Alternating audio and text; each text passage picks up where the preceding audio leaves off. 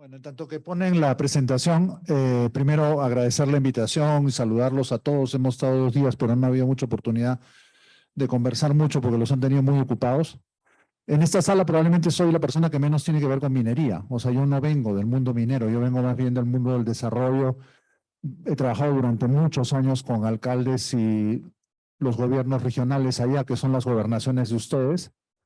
Y me tocó ser viceministro de Gobernanza Territorial, porque tiene ese segundo apellido el cargo, en la presidencia del Consejo de Ministros, que es una figura institucional que no tienen ustedes acá, que es como el jefe del gabinete, pero además es ministro y tiene materias a su cargo, además de ser jefe de gabinete.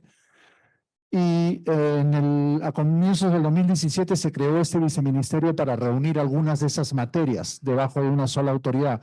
Descentralización, la demarcación de circunscripciones, que no sé cómo será acá, pero en el Perú es un problema, o sea, 80% de nuestros municipios no tienen límites totalmente cerrados, y los departamentos también, por ahí los departamentos será 40% que no tienen los límites totalmente cerrados.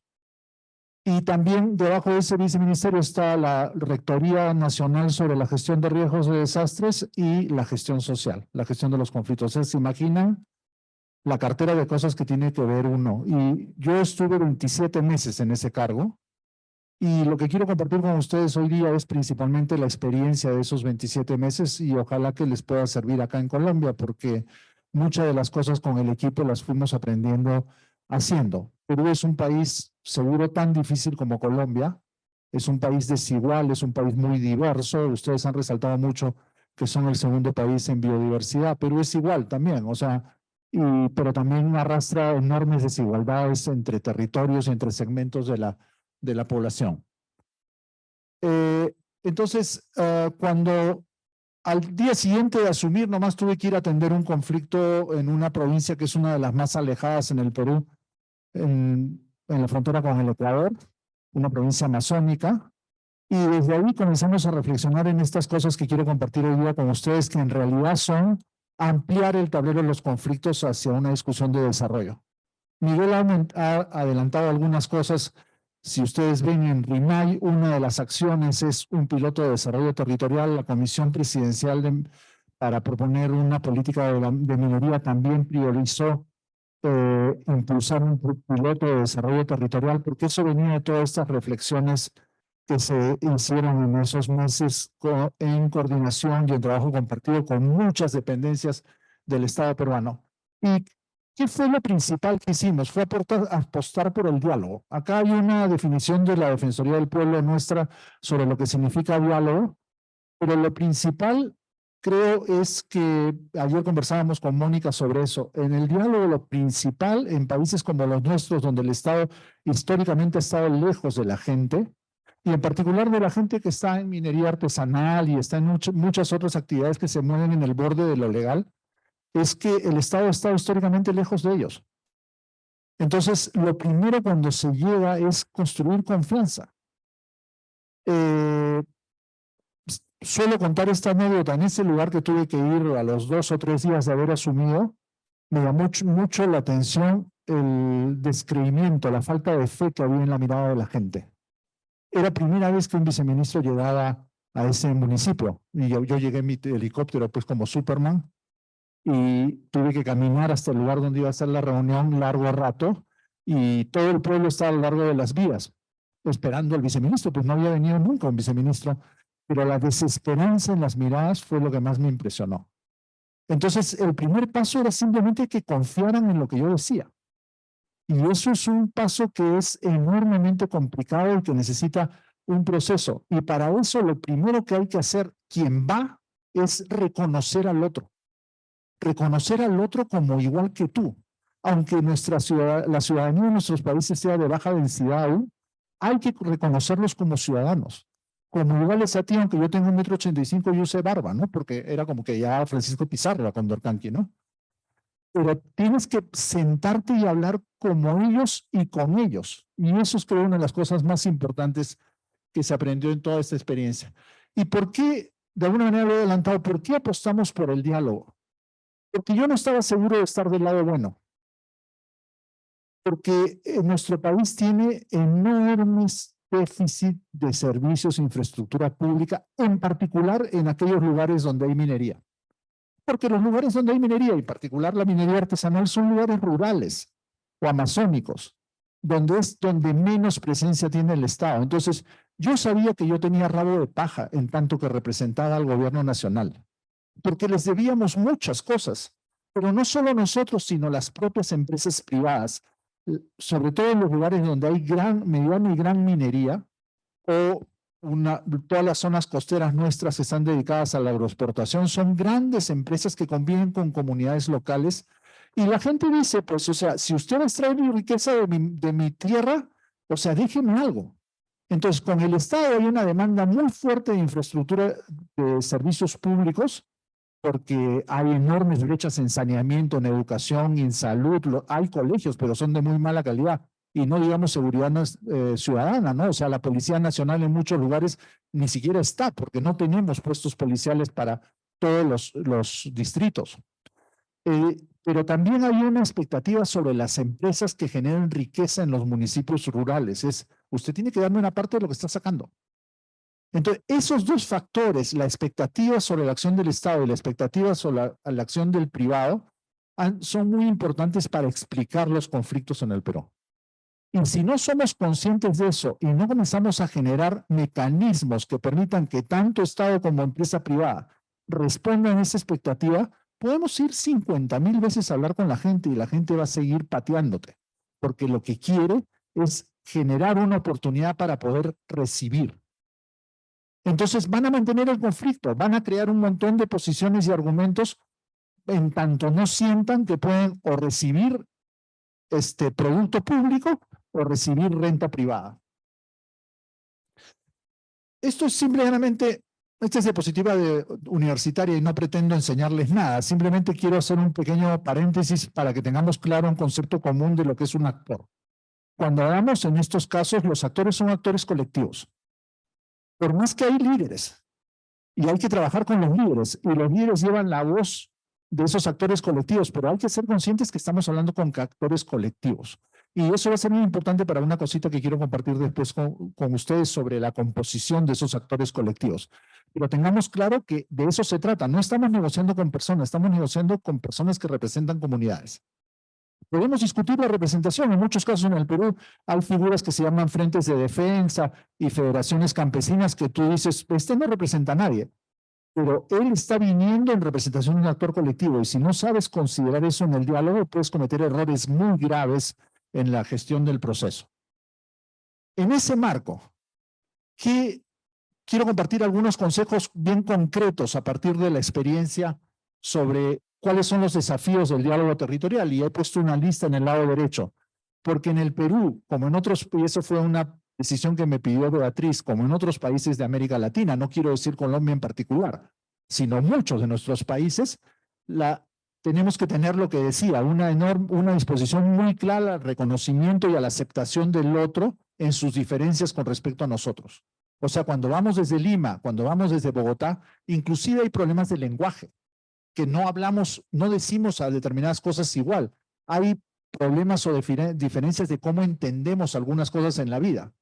Por ejemplo, ayer conversando con Mónica, ella nos decía que en el caso que está viendo en Córdoba, ha habido un tema muy importante de construir nuevos discursos para el rol de las mujeres en esa comunidad, ¿no? En nuestra Amazonía y en el Ande, en estos espacios de diálogo, las mujeres normalmente no hablan, pero sí tienen un rol. En la Amazonía, cuando la sesión de discusión pública se está poniendo difícil y ellos sienten que atentan contra sus intereses, los aguajún, que es una nacionalidad indígena, todas las mujeres de la sala comienzan a gritar a la vez, como para callarte, porque sienten que el curso de las cosas no les conviene. Y en ese momento los hombres se callan. Eso es parte de su lenguaje. Y comienzan todas a gritar y batiendo su lengua, y eso significa que hay que parar y probablemente hay que hacer un cuarto intermedio para recomponer el curso que está llevando la conversación, porque si no, lo más probable es que se salgan de la sala o del espacio público donde estamos discutiendo. En el Ande es distinto. En el Ande todavía no hay esos mecanismos, pero las mujeres jóvenes en el Ande están teniendo una presencia mucho más fuerte en orientar la discusión y la orientación de negociación que tienen los líderes hombres. No participan directamente en el diálogo, pero desde atrás tienen mucha influencia en algunos de los líderes hombres, sobre todo en las generaciones más jóvenes. Y eso de las generaciones creo que es bien importante. Hoy día, a pesar de que yo les he dicho que son actores colectivos, esos actores colectivos no son homogéneos. Y los jóvenes están teniendo miradas sobre las cosas muy distintas a las que tenían las generaciones mayores. Entonces todavía podemos tener en algunos lugares dirigentes de 40 años para arriba que tienen una manera de entender las cosas, y tenemos dirigentes jóvenes donde las expectativas de progreso material en el corto plazo son mucho más agresivas. Lo que está pasando, no sé si acá lo mismo, pero en Perú está pasando una cosa, o ha pasado en los últimos 35 años, nuestro sistema vial se ha desarrollado y hoy día hay mucho más movilidad de la población en el territorio. Hasta los años 40, 60, cuando las familias pobres migraban a las ciudades mayores, se quedaban. Hoy día migran y regresan a su lugar de origen para la cosecha o van a otro municipio para trabajar en construcción civil por meses. Entonces se mueven mucho en el territorio, y muchas veces cuando hay algún conflicto con una empresa minera mayor, los jóvenes que viven en ciudades mayores regresan al municipio para participar en la negociación. Y traen otro tipo de expectativas que las que suelen tener los dirigentes mayores, que muchas veces son los que viven ahí. Y los jóvenes se mueven. Entonces, una de las cosas que creo que hay que desarrollar es nuestra capacidad de escuchar. Creo que ese es un tema absolutamente clave en estos procesos. Ayer Mónica me decía que tuvo una sesión de 16 horas. Yo también tuve varias sesiones de 16 horas con comunidades. Ahora, yo era viceministro. Era el viceministro que está detrás del primer ministro, o sea, el viceministro más importante del Poder Ejecutivo. Y me pasaba 16 horas sentado con ellos. Eso era de un valor enorme para las comunidades. Entonces, si al comienzo, en alguna ocasión, en una de esas sesiones de 16 horas, se paró un dirigente y me dijo: voy a comunicarme con el primer ministro para que lo saque usted porque usted no nos entiende.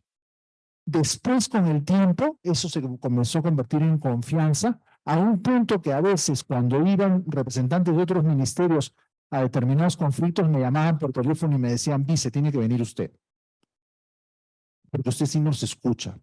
Entonces, si algo puedo apelar es que sean conscientes que los procesos de diálogo social necesitan su tiempo.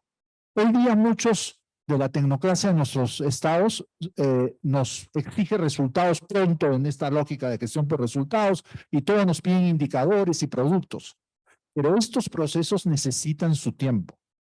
Y tenemos que ir avanzando poco a poco, porque en ese proceso se logra un producto enorme que es la construcción de confianza. Y la construcción de confianza es la que va a permitir poco a poco llegar a acuerdos como los que planteaba Miguel, de valor compartido. Porque al final, en países como los nuestros, esos conflictos no se terminan de resolver. Porque para que se resuelvan hay que resolver la causa de origen. Y la causa de origen muchas veces es la desigualdad. Entonces lo que tenemos que ir es logrando resultados escalonados, poco a poco. Y lo principal para lograr resultados escalonados: nunca se comprometan a cosas que no pueden cumplir.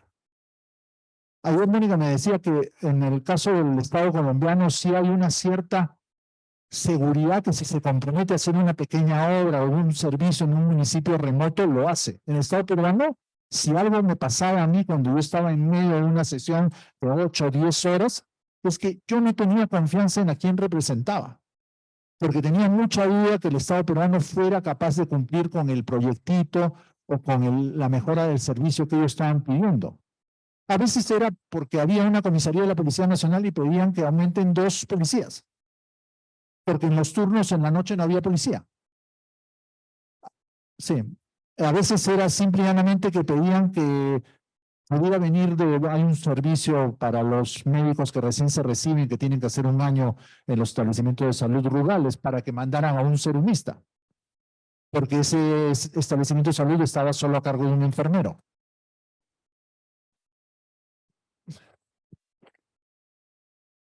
Entonces, resolver un conflicto en países como los nuestros es, como dice ahí, es un pacto sobre lo que ambas partes nos convencemos que podemos lograr en determinado momento presente.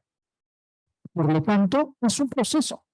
Es un proceso que tenemos que estar dispuestos que va a tomar tiempo. Lo que tenemos que hacer es juntos ir logrando poco a poco avances, de menos a más. Y es ahí donde nosotros pudimos llegar a convertir el diálogo en un instrumento para la gobernanza territorial. Y ahí es donde todo el trabajo de esos 27 meses comenzó a tener sentido.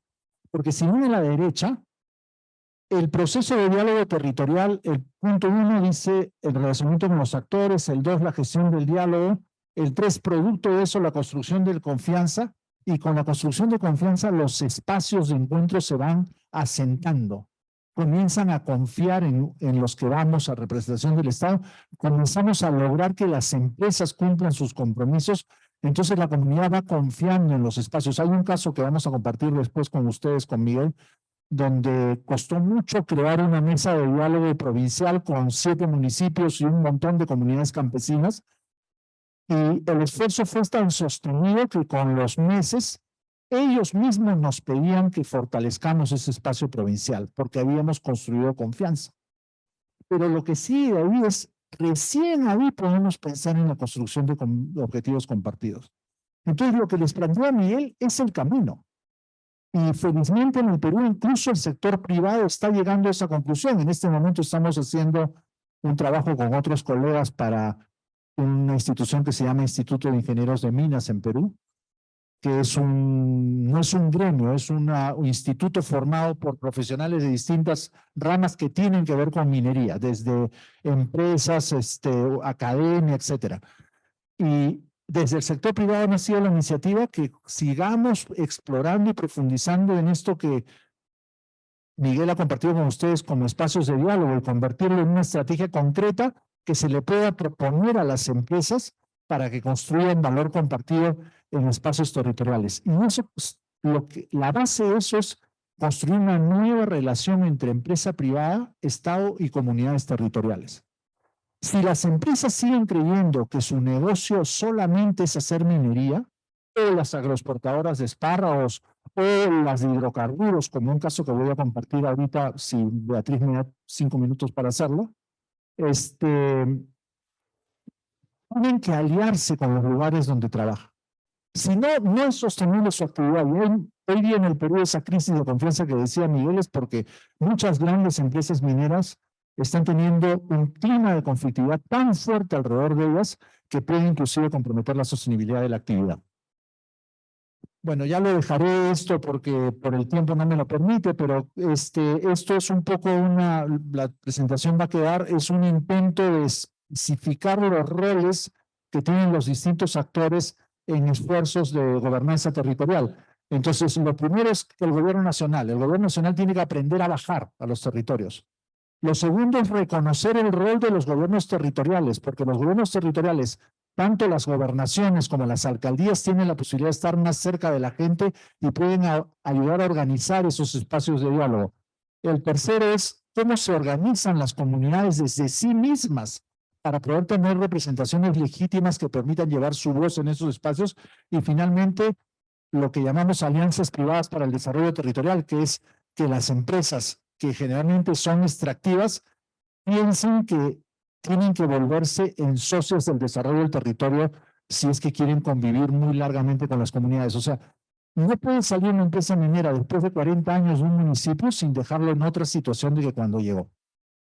Eso no es solo un problema de la empresa, no, es un compromiso compartido entre empresa y Estado. Y, obviamente, peor no. No, la apuesta es que sea mejor, o invalidamos la posibilidad que sea peor. Entonces, lo que hay que construir es la conciencia en los privados que su actividad está en juego. Por eso es muy bueno el concepto de valor compartido, porque no es un mendrugo que le das a las comunidades, es en favor de la viabilidad de tu propia actividad. Entonces, ahora simplemente 5 minutos quiero compartir muy rápidamente un primer ejercicio que hicimos. Esto se basó en una primera experiencia que se hizo en aquella provincia de Condorcanqui, muy chiquito, y eso felizmente el plan binacional que tiene Perú con Ecuador ha permitido seguir haciendo cosas en Condorcanqui, y de ahí abordamos una cosa mucho más ambiciosa en el departamento de Loreto, que es limítrofe con Colombia, y que es un departamento que durante 40 años ha estado vinculado a la actividad petrolífera, y esa iniciativa se llamó el Plan de Cierre de Brechas para Loreto. ¿Por qué? Porque toda esta zona amarilla hay concesiones de exploración y explotación petrolera, y hay un gran oleoducto que va de este a oeste y un ramal rojo, ven ahí, que baja de la frontera de Ecuador hacia el sur, y esta zona era una zona de altísima conflictividad. Todo el tiempo teníamos conflictos con comunidades, con cuencas, con federaciones, y teníamos que dedicar mucho tiempo a conflictos de muy distinta escala. Y en algún momento dijimos, ¿cómo hacemos para organizar esas agendas para estar menos despedazados con esa demanda? Juntemos a todos en una sola mesa. Entonces inventamos esta iniciativa del Plan de Cierre de Brechas para el ámbito petrolero de Loreto, que es la zona amarilla. Es el departamento más grande del Perú. Lo único que quedó fuera es justamente la provincia Tallarín, que nos separa de Colombia, y abarcó 5 provincias, 25 distritos, 20 pueblos indígenas, 73 organizaciones, para que vean lo fragmentada que está la organización, 650 comunidades nativas y más de 1000 pequeños poblados, algunos de 10 familias. Y la ciudad más grande de esa zona tiene 5000 habitantes. Hicimos un proceso de discusión pública con todos estos actores. Un equipo se paseó 6 meses por todas las cuencas haciendo reuniones con los sapos de las comunidades para levantar sus necesidades, trabajarlas con los alcaldes, meterlas al ducto de la inversión pública y tratar de hacer una propuesta que tuviera relación con el presupuesto. Para organizar todo esto, como son 1000 pueblitos y con una organización muy fragmentada, los organizamos en 34 núcleos, escogiendo 233 pueblitos más grandes, donde podíamos concentrar algunos servicios públicos y con algunos criterios que están acá, uno de ellos que no hubiera más de 8 horas por río de distancia entre el pueblito central y los más lejanos. Y hicimos estos 34 agrupaciones para en función de eso organizar las redes de servicios. A partir de eso se diseñó este plan con 6 componentes, 4.500 millones de soles, pensados inicialmente para 6 años. Eso daba una media como de 700 soles por año, que hay años donde el Estado normalmente ha metido 700 millones de soles en Loreto, pero lo mete de manera absolutamente desarticulada y sin estar enfocado en resultados que le cambien la calidad de vida de esa gente. Esa gente no tiene ni un servicio muchas veces. A veces hay escuela que está vacía, sin profesor.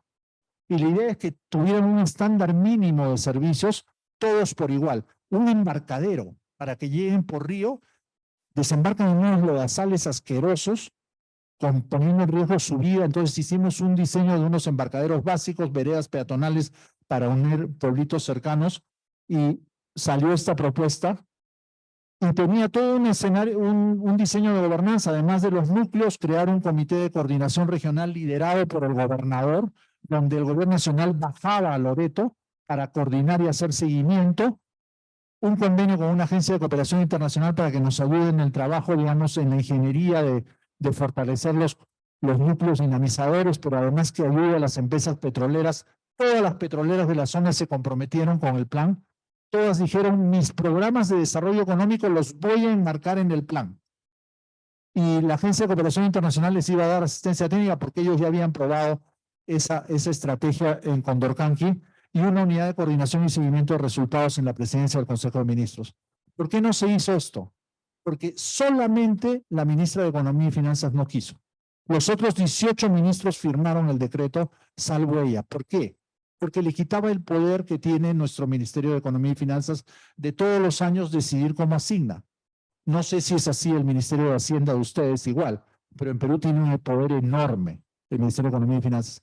Entonces no quería perder poder discrecional que durante 6 años tuviera comprometida una agenda para una región. Pero si hubiéramos hecho eso, Loreto hoy día sería otra cosa. Acaban de volver a crear una mesa de desarrollo departamental el gobierno central porque no les han dado nada a las comunidades. Y eso, lo que sucede es que mata la confianza. Mata la confianza. Y esa es la regla de oro que nunca deben de olvidar. Todo esto es un proceso de construcción de confianza. Cuando le prometen algo a la gente, cúmplanlo. Por eso comiencen prometiendo chiquito para ir después a lo grande. Bueno, Raúl, muchísimas gracias.